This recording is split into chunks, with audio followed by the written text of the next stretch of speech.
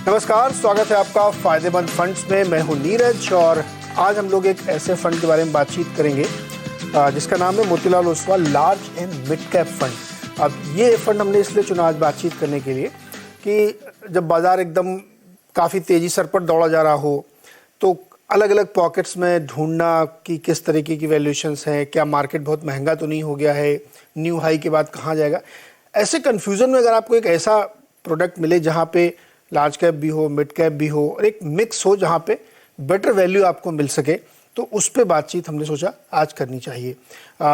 इस फंड के जो फंड मैनेजर हैं आदित्य खेमानी, वो हमारे साथ जुड़े। आदित्य, बहुत बहुत स्वागत है आपका।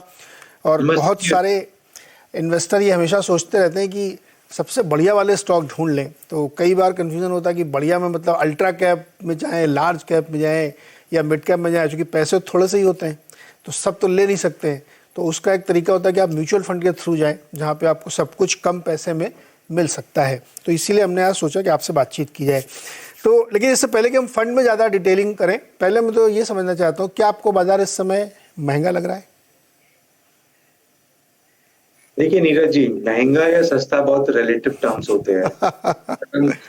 पी के बेसिस पे देखेंगे, लास्ट 10 साल का मल्टीपल 1 ईयर फॉरवर्ड बेसिस में 20-21 टाइम रहा है, 19-20 टाइम रहा है। तो आज के दिन 21 टाइम मल्टीपल है 1 year forward.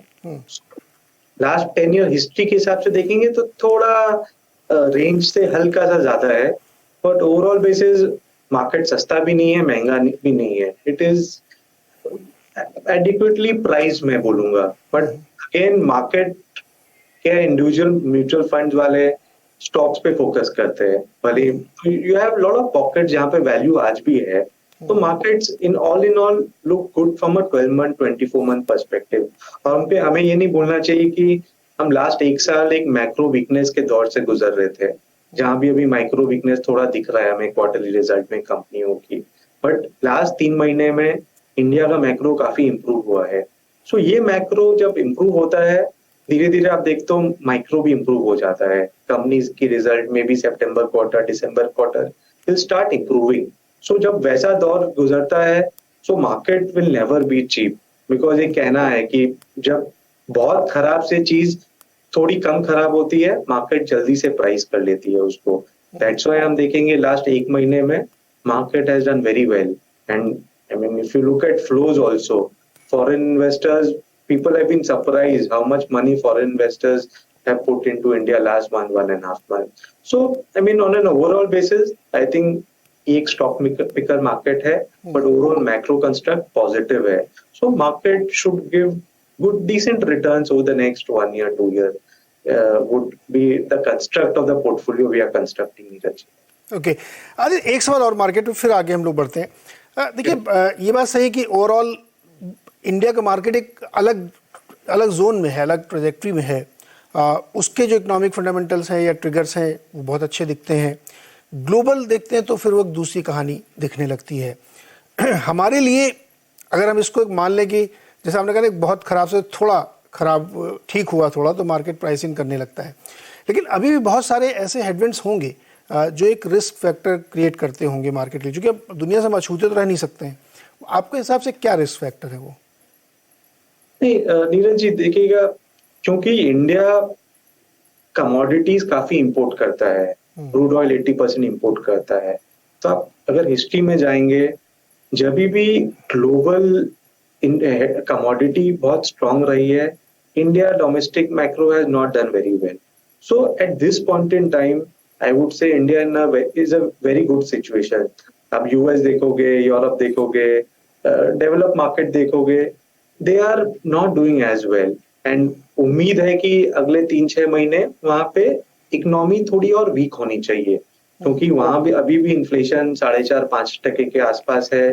Fed rate cycle अभी जो कि खत्म ही नहीं हुआ वहां पे, जो कि इंडिया में खत्म हो गया। सो एक्सपेक्टेशन है कि अगले 1-2 क्वार्टर में आपको ग्लोबल मार्केट में, ग्लोबल इकोनॉमी में थोड़ी और वीकनेस दिखेगी। जब वो होता है तो कमोडिटी प्राइसेस कंट्रोल में रहती है, एंड कमोडिटी प्राइसेस कंट्रोल में रहना is good for India macro. So that is why I would से Indian macro is very well placed on an overall basis. It's the best of both world, क्योंकि हमारे यहाँ inflation देखिए, आज भी RBI का, आज एमपीसी का टारगेट आया 5.1% का टारगेट है इस साल का। इंडिया एज अ कंट्री हमेशा 4 से 5-6% तो इन्फ्लेशन हमेशा रहा है, तो it is not away from it longer term range, which means कि आरबीआई को बहुत कुछ नहीं करने का जरूरत है। Whatever action they have taken is sufficient to tame the inflation. So risk रहेंगी ऑब्वियसली, लाइक सेंट्रल इलेक्शन है नेक्स्ट ईयर May 2024 में, and whatever said and done, central election is a big event for economy as well as the Indian market.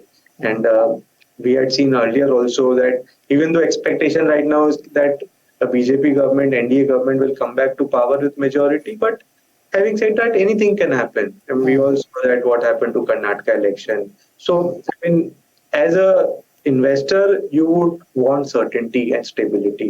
So you would want the current government to again come back to power for stability of policies and everything.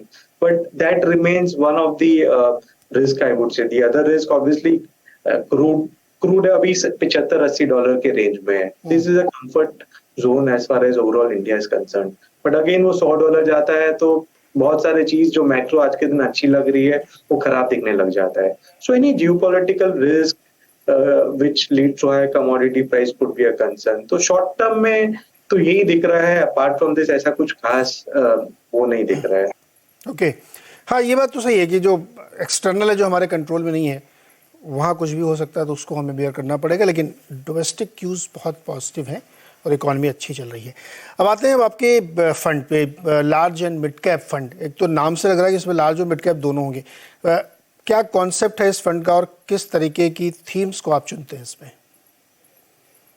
पहला तो नीरज जी, हमने जब ये fund launch किया था 3 साल पहले, ये फंड का हमने टैगलाइन रखा था today's and tomorrow's leader in one fund. तो हमारा मानना था कि हम डिस्ट्रप्शन एक पार्ट एंड पार्सल हो गया हमारे लाइफ में. हम लास्ट 5-6 साल ही देखेंगे, डिस्ट्रप्शन स्टार्ट हुआ डीमॉन से, उसके बाद जीएसटी इम्प्लीमेंटेशन आया, फिर आईएलएफएस क्राइसिस आया, फिर कोविड आया, फिर लास्ट ईयर रशिया यूक्रेन हुआ. तो ऐसा देखने में आया है कि जब भी खराब टाइम आती है, good companies, leader companies are the best positioned. वो खराब टाइम पे उनको ये चिंता नहीं रहती है कि एम्प्लॉइज को सैलरी देना है या रेंट देना है. They make themselves stronger in a downturn. So one big positioning of our fund is that we will have a large allocation to companies who are leaders. तो if I give numbers, 45% allocation उन कंपनियों में है जो कि number 1 है अपने respective space में, एंड अराउंड 70% एलोकेशन उन कंपनियों में है जो कि टॉप 3 में है अपने रिस्पेक्टिव स्पेस में. So that is one big positioning हमारे फंड का. That's why it is called a leaderful portfolio. पहला तो ये. दूसरा, एक true to level multi cap. I think if we see longer term market Nifty हम देखेंगे तो 12-13% कैगर रिटर्न दी है. 5 साल ले लीजिए आप, 10 साल ले लीजिए, 15 साल ले लीजिए. और थोड़ा मिड एंड स्मॉल कैप थोड़ा ज्यादा रिटर्न दिया है, 15-16% का रिटर्न दिया है. सो पहला क्वेश्चन, जैसे आपने अपने ओपनिंग कमेंट में दिया, पहला क्वेश्चन इन्वेस्टर के पास रहता है कि मैं पहले मार्केट में पैसे डालूं कि नहीं डालूं. जब वो डिसाइड कर लेता है डालने का है, फिर वो डिसाइड करता है कहाँ डालूं. लार्ज कैप डालूं, मिड कैप में डालूं, स्मॉल कैप में डालूं. So he is not able to decide, and history tells us that as investors we will never be able to predict correctly that next 1 साल में लार्ज कैप अच्छी करेगी या मिड कैप अच्छी करेगी. बट एक ऑप्टिमम पोर्टफोलियो कंस्ट्रक्ट हमें रखना चाहिए जहाँ भी लार्ज कैप भी है, मिड कैप भी है, स्मॉल कैप भी है. तो that's why we had constructed this portfolio, एक optimal balance large, mid and small के तरफ. तो टुडे भी हम देखेंगे इसमें 45% लार्ज कैप है, 35% मिड कैप है और 20% स्मॉल कैप है. So it is very finely balanced between the 3 market capitalization of the market. क्योंकि लार्ज कैप आपको स्टेबिलिटी देती है थोड़ी खराब टाइम पे, और मिड कैप आपको थोड़ा ज्यादा रिटर्न देता है लॉन्ग टर्म में. So we think it's a very balanced portfolio जो कि लार्ज, मिड, स्मॉल तीनों केटर करता है. Even though the name suggest it's a large mid cap fund, but इस तीनों प्रेजेंट है. आदित्य, अब राइजिंग स्टार्स को ज्यादा तवज्जो नहीं देते? सॉरी नीरज जी, मैं आपने कहा कि आप के पोर्टफोलियो में ज़्यादातर वो स्टॉक हैं जो लीडर्स हैं या टॉप 3 में कम से कम है. तो जो बेचारे राइजिंग स्टार्स आते हैं जहाँ पे बहुत ज़्यादा वो लोग ग्रोथ की प्रॉमिस लेके आते हैं, उनको आप लोग ज़्यादा भाव नहीं देते क्या? उनसे दूर रहते हैं? पहले सक्सेस दिखाओ फिर आएंगे। ऐसा नहीं है, जैसे कि मैंने आपको बोला 35% मिड कैप है, 20% स्मॉल कैप है, तो 55% मिड है। तो इसमें भी हम एक्सपोजर उन कंपनियों में बनाते हैं जो कि टॉप 1 to 3 है, क्योंकि लॉन्गर टर्म में देखा गया है कि अगर ये mid cap company large cap बनेगी तो सबसे बड़ा बेनिफिशियरी कौन रहेगा? तो कंपनी जो कि नंबर 1, नंबर 2, नंबर 3 है, तो नंबर 5, नंबर 6 आप चूज करोगे तो चांसेस आपके सक्सेस के थोड़ी कम हो जाते हैं। तो वहां पे सक्सेस रेट थोड़ा कम हो सकता है। यहाँ 5 स्टॉक डिसाइड करोगे, मे बी 2 नहीं चले, 2 का परफॉर्मेंस नहीं रहा अच्छा, तो that's why a more predictable strategy, more longer term successful strategies, bet on the leaders, bet on today's leader in mid cap space also। जैसे कि आप बहुत सारे स्पेस देखोगे, टाइल्स ले लो, डायग्नोस्टिक ले लो, हॉस्पिटल ले लो, QSR ले लो, इसमें biggest company still a mid cap. अगर आपको रनवे दिखता है ग्रोथ का तो आप वो लीडर के थ्रू खेलिए ना, क्योंकि वो लीडर ने ऑलरेडी आपको डिमॉन्स्ट्रेट कर दिया है कि they have become leaders due to one is that, and as I said, 30% exposure is beyond top 3 companies who are beyond top 3 in their respective sector, so some bit of play हम उसके through करना चाहते हैं, but majority positioning leader company की तरफ रहेगा। नीरज जी, यहाँ पे एक छोटा सा ब्रेक लेंगे और जब वापस आएंगे तो हम बातचीत करेंगे किन किन सेक्टर्स पे उनकी नजर है और फार्मा सेक्टर पे खास तौर पे क्यों इतना बुलिश है आदित्य जी।